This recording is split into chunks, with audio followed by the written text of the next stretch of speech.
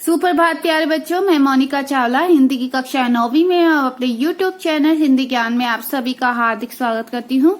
प्यारे बच्चों, आज हिंदी की कक्षा में हम अपनी अंतिम कविता करने जा रहे हैं, जिसका नाम है बच्चे काम पर जा रहे हैं। इसके जो कवि हैं वो है राजेश जोशी जी। ठीक है, यहाँ पर आपको कवि परिचय दिया हुआ है, आप चाहे तो इसे पढ़ सकते हैं। इसके बाद हम अपनी करेंगे कविता का सार। आखिर इस कविता में क्या बताया गया है? आज के भौतिकतावादी युग में मानव से दूर दूर तो हुआ ही है, पर साथ ही उसने बच्चों के बचपन को भी छीन लिया है। सामाजिक और आर्थिक विषमताओं ने, ठीक है ना, सामाजिक और आर्थिक विषमताओं ने, विषमताएं क्या होती हैं? जो कठिनाइयां होती हैं, आर्थिक होता धन से संबंधित, ने बच्चों को खेल कूद और शिक्षा से दूर कर दिया है। सर्दियों की कोहरे से भरी सड़क पर बच्चे सुबह सवेरे काम पर जा रहे हैं। कोहरा होता है धुंध, जो समय की सबसे भयानक बात है। कवि जानना चाहता है, क्या बच्चों की खेलने की सारी गेंदें अंतरिक्ष में खो गई हैं, या दीमकों ने उनकी रंग बिरंगी किताबों को खा लिया है? कवि यहाँ पर प्रश्न पूछ रहा है हमसे कि आखिर ये जो उम्र है ये बच्चों के खेलने कूदने की है, पढ़ने की है, और इस उम्र में बच्चों को काम पर जाना पड़ रहा। आखिर ऐसी कौन सी मजबूरी आ गई है? क्या कवि कह रहा है यहाँ पर, क्या इनकी सारी रंग बिरंगी जो गेंदें हैं वो अंतरिक्ष में समा गई हैं, या उनकी रंग बिरंगी किताबों को दीमकों ने खा लिया है? क्या उनके सारे खिलौने नष्ट हो गए हैं? क्या सारे विद्यालय, बाग बगीचे और घरों के आंगन अचानक समाप्त हो गए हैं? यदि बच्चों से उनके बचपन में ही काम लिया जाने लगा तो यह विश्व के लिए बहुत खतरनाक है। आप सभी देखते हैं, अपने जीवन में देखते हैं, अपने घरों में देखते हैं, सोसाइटीज में देखते हैं, क्या होता है अक्सर छोटे छोटे बच्चे जो है वो काम करते हैं। कोई घरों में काम करता है, कोई चाय की ठेलों पर काम करता है, कोई और कहीं अन्य दुकानों पर काम करता है। मतलब छोटे छोटे बच्चे हैं जो उम्र उनके खेलने कूदने और पढ़ने की है, उन्हें इस उम्र में काम करना पड़ रहा है। आखिर ऐसा क्यों है? देखिए, इसकी कविता करने जा रहे हैं। फर्स्ट पर काव्यांश देखिए। कोहरे से ढकी सड़क पर बच्चे काम पर जा रहे हैं। यहाँ जो कवि है राजेश जोशी जी, वो कह रहे हैं कि कोहरे जो सड़क है वो पूरी तरह से धुंध से ढकी हुई है, अर्थात कुछ भी सामने नजर नहीं आ रहा। ठंड का समय है, सर्दियों का समय है, और छोटे छोटे जो बच्चे हैं वो काम पर जा रहे हैं सुबह सुबह। और वो भी कैसे, कब जा रहे हैं? वो सुबह सुबह, अत्यंत सुबह, बहुत जल्दी सुबह उठकर वो बच्चे काम पर जा रहे हैं। हमारे समय की सबसे भयानक पंक्ति है यह, भयानक है इसे विवरण की तरह लिखा जाना। कवि यहाँ पर कह रहे हैं कि यह जो पंक्ति है कि बच्चे काम पर जा रहे हैं, वो भी कब जा रहे हैं? सुबह सुबह। तो ये जो पंक्ति है, ये जो लाइन है, ये हमारे समय की, अर्थात इस वर्तमान समय की सबसे भयानक अर्थात डरावनी पंक्ति है। यह हमें बार बार सोचने पर मजबूर कर देती है। भयानक है इसे विवरण की तरह लिखा जाना। विवरण होता है एक व्याख्यान की तरह। इसे और ज्यादा विस्तार पूर्वक या एक व्याख्यान के रूप में लिखा जाना जो है वो बहुत ही भयानक है, बहुत ही डरावना है। अर्थात इतनी सुबह सुबह में जिसका हम जैसों का तो उठने का मन भी नहीं करता, उस कोहरे से ढकी धुंध में हमारा उठने का मन नहीं करता। वहीं वो जो बच्चे हैं वो क्या कर रहे हैं? सुबह सुबह इस कड़कती हुई ठंड में काम पर जा रहे हैं। आगे देखिए।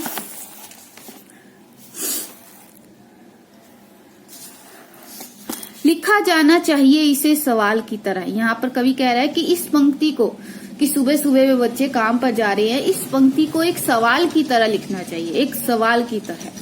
क्योंकि ये सवाल हमें सबसे पूछना है कि आखिर ये बच्चे काम पर क्यों जा रहे हैं, कि ये बच्चे जो है वो काम पर क्यों जा रहे हैं। आखिर ऐसी इनकी कौन सी मजबूरी है जो इन्हें ऐसा करने पर विवश कर रही है।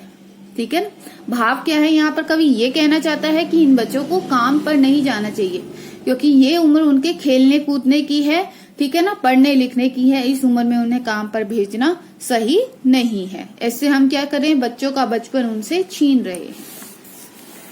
आगे देखिए। क्या अंतरिक्ष में गिर गई हैं सारी गेंदें? क्या दीमकों ने खा लिया है सारी रंग बिरंगी किताबों को? कवि यहाँ पर प्रश्न उठा रहा है। कवि कह रहा है, क्या आखिर ऐसा क्या हुआ है कि इन बच्चों को काम पर जाना पड़ रहा है? क्या इनकी जो सारी खेलने वाली जो गेंदें हैं वो आकाश में गिर गई हैं? क्या दीमकों ने खा लिया है सारी रंग बिरंगी किताबों को?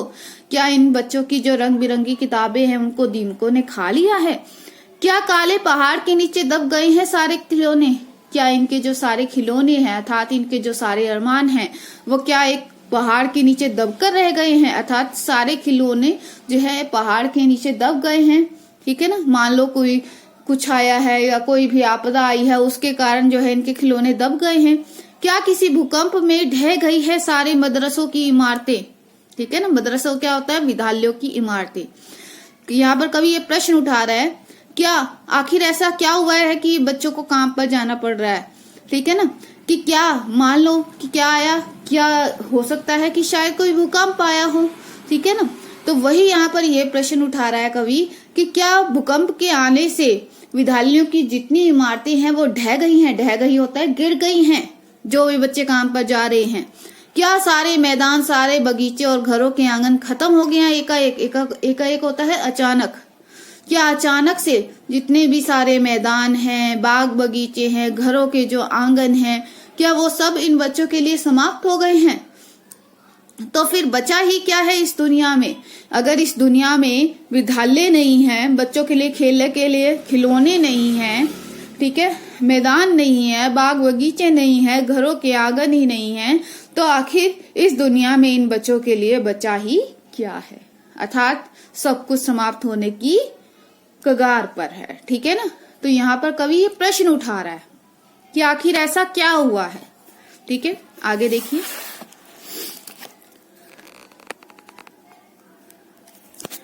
कितना भयानक होता अगर ऐसा होता। भयानक है लेकिन इससे भी ज्यादा यह है कि है यह सारी चीजें हस्ब मामूल। ठीक है ना, देखो अब यहाँ पर क्या बताया गया, कितना भयानक होता अगर ऐसा होता। भयानक है लेकिन इससे भी ज्यादा यह है कि है सारी चीजें हस्ब मामूल। घर दुनिया की हजारों सड़कों से गुजरते हुए बच्चे, बहुत छोटे छोटे बच्चे काम पर जा रहे हैं। अब कवि यहाँ पर कहता है कि हमने जो पीछे पंक्तियों में पढ़ा, हमने पढ़ा कि क्या उनकी जो अंतरिक्ष गेंदें हैं वो अंतरिक्ष में समा गई हैं? क्या उनकी रंग बिरंगी किताबों को दीमकों ने खा लिया है? ठीक है ना, तो वही कवि यहाँ पर सोचकर ये डर रहा है कि अगर ऐसा होता या ऐसा हुआ हो तो ऐसा कितना भयानक लगता होगा, कितना डरावना होता होगा कि एक बच्चे की पढ़ने की उम्र है और उसकी किताबों को दीमकों ने खा लिया। एक बच्चे की खेलने की उम्र है तो उसकी गेंदों को अंतरिक्ष ने निगल लिया। कि ऐसा हो, अगर ऐसा होता तो कितना भयानक होता, अर्थात यह बहुत ही डरावना होता।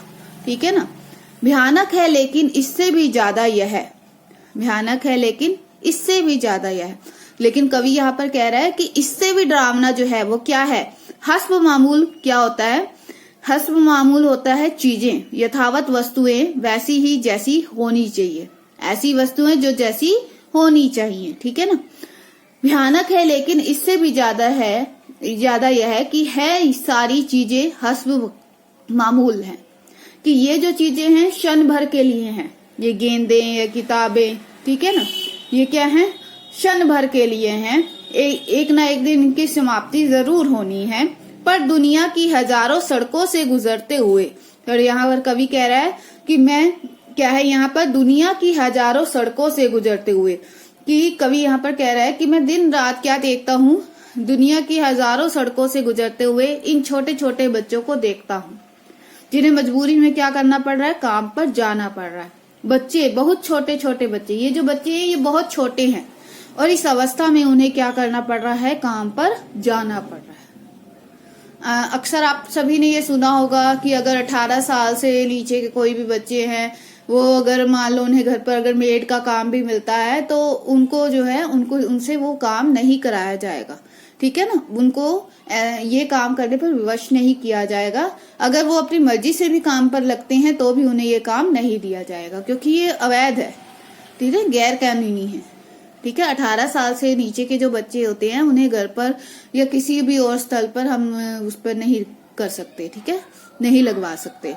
ज्यादा है आप उनकी हेल्प कर सकते हैं, उन्हें पढ़ा लिखा सकते हैं, उनकी आर्थिक तौर पर मदद कर सकते हैं, उन्हें कोई कार्य सिखा सकते हैं जिससे वो अपने पैरों पर खड़े हो सके। ठीक है, आगे देखिए।